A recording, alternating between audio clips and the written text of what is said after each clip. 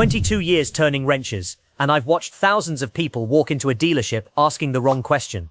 They ask, which SUV is the best? That's not the question that protects your wallet. The real one is this: which SUV gives me the most car for every dollar? Not this month, but 5, 7, 10 years down the road. Because an SUV isn't the price on the window. It's the price on the window, plus every gallon of gas, plus every repair bill, plus every trip back to the service bay, minus whatever it's still worth the day you sell it. That's the real math.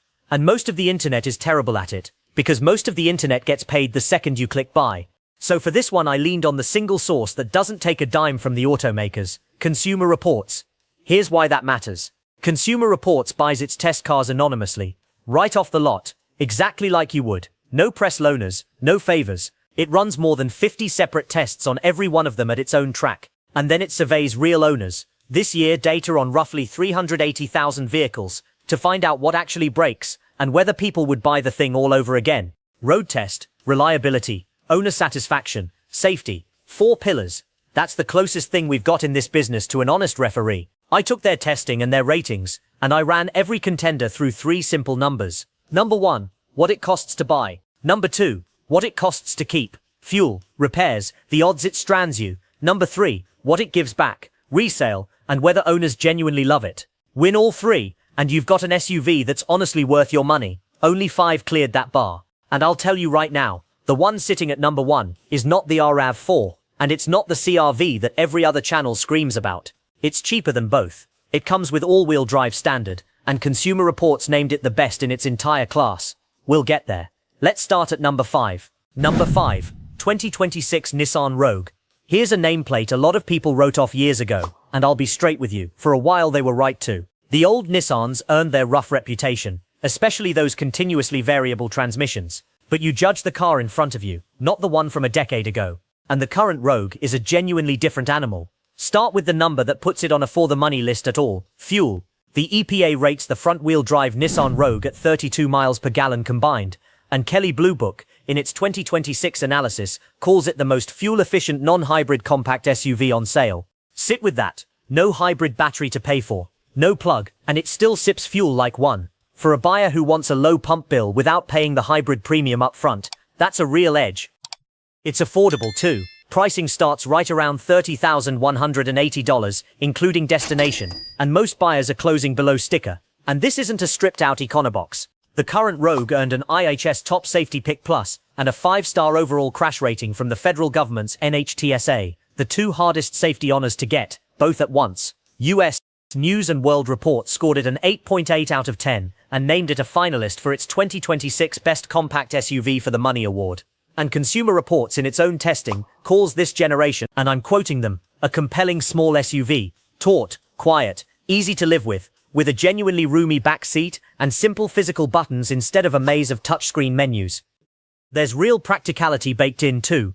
Fold the rear seats and you've got a hair over 74 cubic feet of cargo room, and Nissan's Pro Pilot Assist, adaptive cruise that keeps you centered in your lane on the highway, comes on the menu, which is the kind of feature that used to live only on luxury badges. For a family that spends its weekends hauling and its weekdays commuting, that combination of space, safety, and low fuel cost is exactly what for the money is supposed to mean. Now the part I won't dress up. That fuel economy comes from a 1.5-litre turbo 3-cylinder, and in Consumer Reports' instrumented testing it delivered that classic rubber band sensation, revs climbing and falling out of step with your foot, plus a little vibration at idle. It is not a driver's car. And on Consumer Reports' predicted reliability, the Rogue lands at about average. Not a red flag, but not the bulletproof score you'll hear me hand the vehicles higher up this list. The old transmission horror stories belong to the 2014 to 2020 cars, but average is still the honest word for where this one sits today. So who should still buy it? The commuter. If your life is highways and school runs, and you want the lowest possible fuel bill without a hybrid's price tag, wrapped in a top-tier safety cage, at a price that undercuts most rivals, the Rogue earns its spot at number 5. Just walk in knowing it's a sensible appliance, not a thrill ride. Number 4, 2026 Subaru Outback. For 30 years, this was the vehicle for people who thought minivans were surrender and trucks were overkill. A raised wagon that could shrug off a snowstorm and a gravel road without blinking. For 2026, Subaru tore it down to the studs and rebuilt it. And the new one finally looks the part. Taller, boxier, an honest-to-goodness mid-size SUV instead of a tall wagon. Here's what didn't change and why it belongs on this list.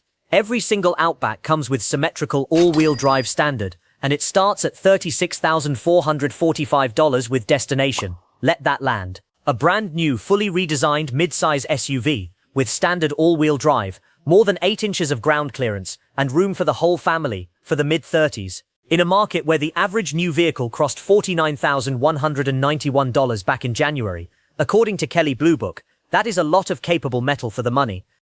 Consumer Reports has the Subaru Outback as a recommended model, and when their testers drove the redesign, they praised the things that actually matter day to day: a genuinely quiet cabin, a compliant ride that soaks up broken pavement, and hallelujah, the return of real physical knobs and buttons for the climate control. After years of automakers burying everything in a touchscreen, the interior took a big step up market, and there's a resale story built in here.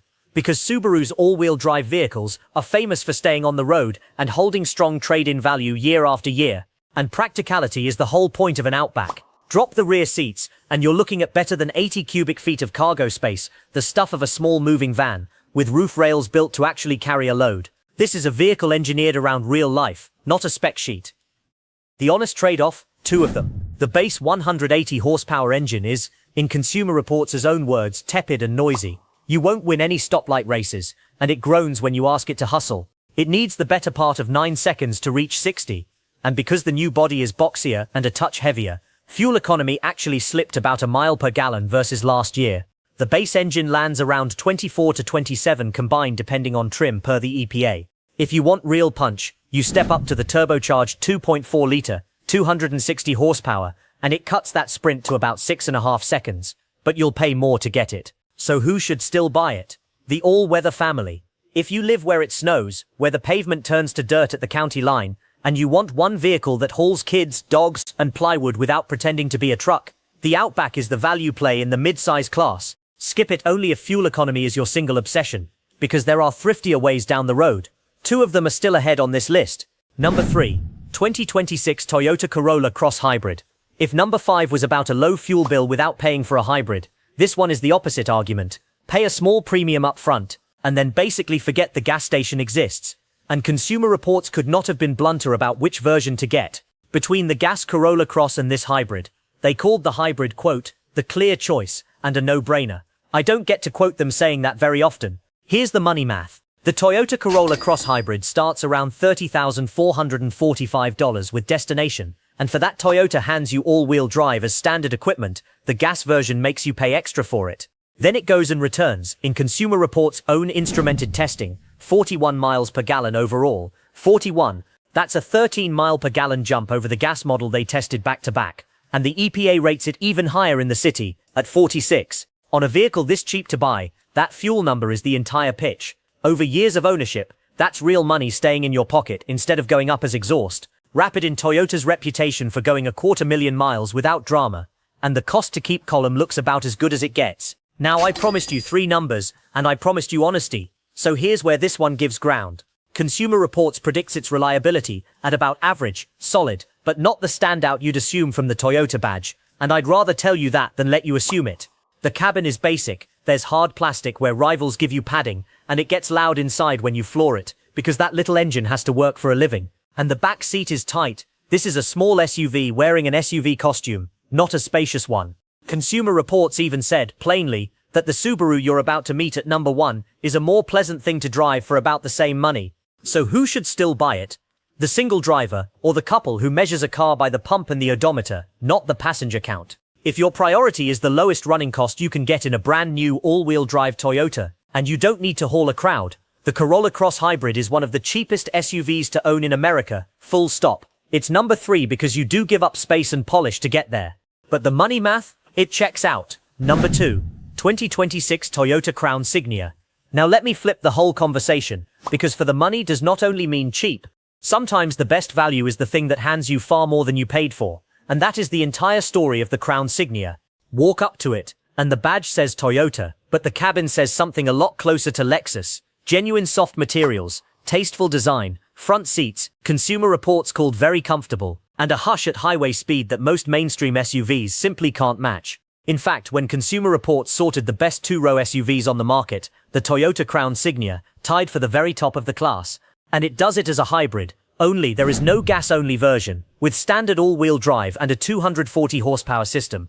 Here's where it earns a for-the-money spot despite a sticker that starts around $45,940 with destination. First, the efficiency. In Consumer Reports testing, it returned 37 miles per gallon overall, with a cruising range of roughly 530 miles on a tank. For a roomy, near-luxury mid-size SUV, that is genuinely exceptional. It embarrasses the gas-powered luxury crossovers people pay a lot more to own. Second, the value angle nobody talks about. This thing gets cross-shopped against Acura, Genesis, Lincoln, badges that ask for more, and historically, cost more to keep running. You're getting the near-luxury experience with Toyota's hybrid reliability record underneath it, and J.D. Power scored it an 80 out of 100 overall. Premium feel, mainstream running costs. That's the trade most luxury buyers wish they could make. The honest cons. That silky powertrain has one bad habit. Ask for hard acceleration, merging, climbing a grade, and the engine gets loud and a little buzzy, because the transmission lets the revs pile up. Consumer Reports flagged it,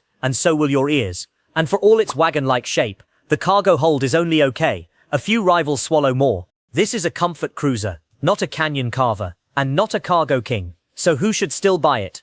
The buyer standing in a luxury showroom, about to sign for a German or American badge, quietly worrying about the repair bills everyone warned them about. The Crown Signia is how you get the plush ride, the quiet cabin, and the premium materials, without betting your next 5 years on a temperamental luxury drivetrain. It's number 2 because it costs real money up front. But over the life of the thing, it might be the smartest luxury buy on the road. Number 1, 2026 Subaru Crosstrek. And here it is. Not the RAV4, not the CRV, the little Subaru that quietly does the one thing this entire video is about better than anything else on sale. It gives you the most car for the fewest dollars, measured over the whole life of owning it.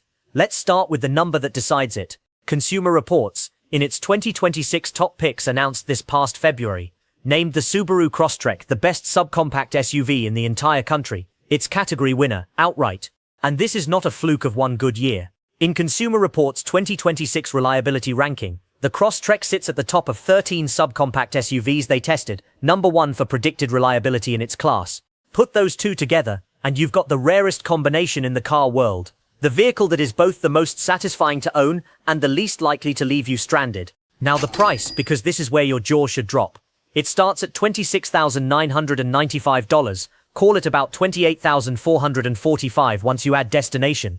That is thousands less than a base RAV4 or CRV, and unlike a lot of rivals at this price, all-wheel drive isn't an option box you check, it's standard on every single one. Snow, rain, gravel, the works included. In Consumer Reports testing, it returns 29 miles per gallon overall, which is right at the top for a small all-wheel drive SUV, and it holds its resale value the way a Subaru always has, which means the last number in our math, what you get back when you sell, stays strong for years. And I want to give this brand its due, because it backs the whole story up. Consumer Reports named Subaru its best overall automotive brand 2 years running, for 2025 and 2026. When the honest referee crowns your entire lineup twice in a row, that's not marketing, that's a pattern. So where's the catch? Because there's always a catch, and you know I'll give it to you straight.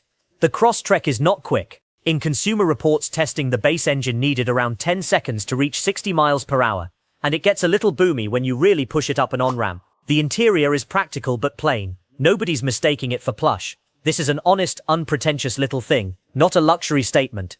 So who should buy it? Almost everybody this video is for. The first-time buyer who needs it to last. The parent handing a safe, dependable car to a new driver. The commuter who wants all-wheel drive, low running costs, and a resale value that won't collapse, all for a price that undercuts the SUVs everyone else is fighting over. If your definition of best for the money is the most dependable, most weather-ready, longest-lasting SUV for the lowest total cost, and that is exactly what those three numbers measure, the Crosstrek is, provably, the answer. That's why it's number 1. Not the biggest, not the flashiest, the smartest. So there's the list. The 5 SUVs I'd stake 22 years of my name on, as the best for your money in 2026. Built on the one source that buys its own cars, and answers to nobody. The Nissan Rogue for the commuter who wants a hybrid's fuel bill without a hybrid's price. The Subaru Outback for the all-weather family that needs space and grip for the mid-30s. The Toyota Corolla Cross Hybrid for the driver who measures life by the pump. The Toyota Crown Signia for the buyer who wants luxury without the luxury repair bills. And the Subaru Crosstrek at number 1. Because nothing else gives you more car for longer for less. Here's what I want to know from you. Which of these 5 fits your driveway? And just as important, which one do you think I got wrong? Maybe you'd have swapped one out for something I left off the list entirely. Tell me which, and tell me why, because the comment section on these videos turns into the best free car buying advice on the internet, and I read every single one. What would your number 1 be?